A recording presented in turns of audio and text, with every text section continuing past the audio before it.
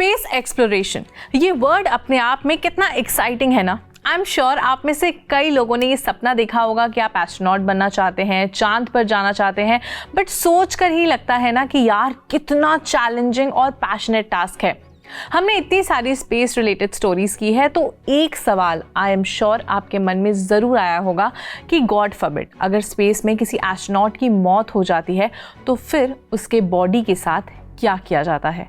क्या उसे दफना दिया जाता है या स्पेस में छोड़ दिया जाता है या फिर कुछ और। Let's understand in this video. Hello and welcome to Switch. मेरा नाम है सिमरन।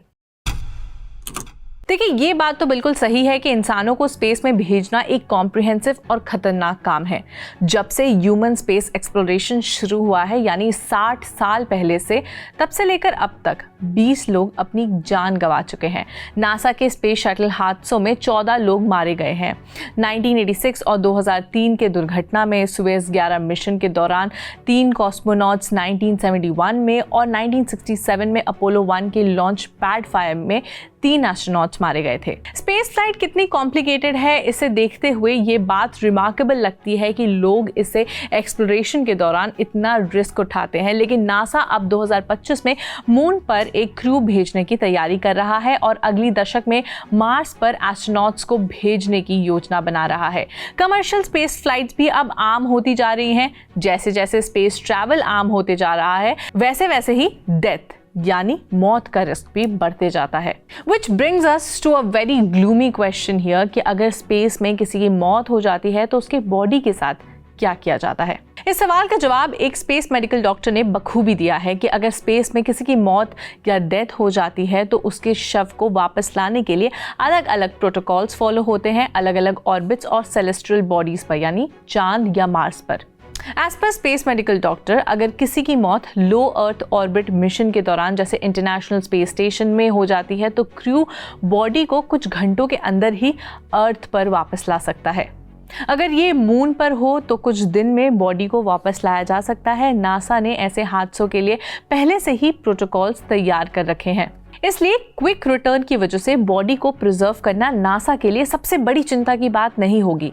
सबसे बड़ी प्रायोरिटी ये होती है कि वो क्रू को बचा कर रख सके, उनको सेफली अर्थ पर वापस ला सके।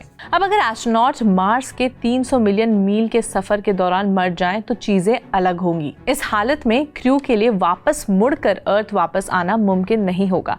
इसलिए बॉडी को क्रू के साथ मिशन के एंड तक वापस लाया जाएगा, जो कुछ सालों के बाद होगा।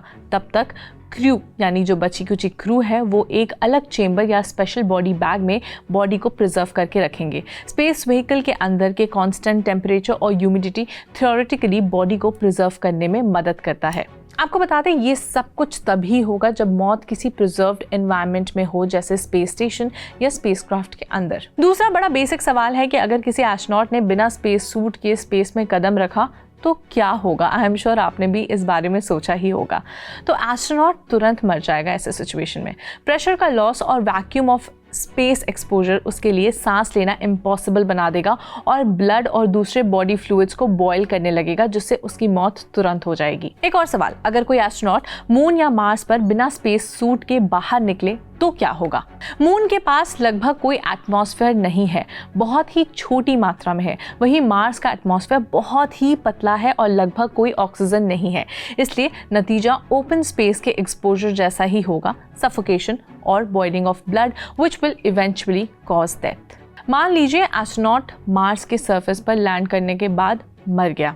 इस सिचुएशन में क्रिमेशन पसंद नहीं किया जाता है। इसमें इतनी एनर्जी लगती है जो बाकी क्रू को दूसरी ज़रूरत के कामों के लिए चाहिए होती है, और दफनाना भी अच्छा आइडिया नहीं है। बॉडी के बैक्टीरिया और दूसरे ऑर्गेनिजम्स मार्स की सरफेस को कंटामिनेट कर सकते हैं। इसलिए क्रू बॉडी को एक स्पेशल बॉडी बैग में प्रिजर्व करेगा और उसे अर्थ पर वापस लेकर आ सकता है। इंडीड एस्ट्रोनॉट्स काफ़ी बहादुर होते हैं और स्पेस एक्सप्लोरेशन जितना डिफिकल्ट है उतना ही स्पेस में किसी की मौत को हैंडल करना, क्योंकि भले ही इसमें कई सारे प्रोटोकॉल्स हो, क्रू की एनर्जी और इमोशंस के लिए ये एक चैलेंजिंग टास्क होता है। ऐसे ही और स्पेस रिलेटेड स्टोरीज के लिए आप स्विच को ज़रूर फॉलो कर लीजिए।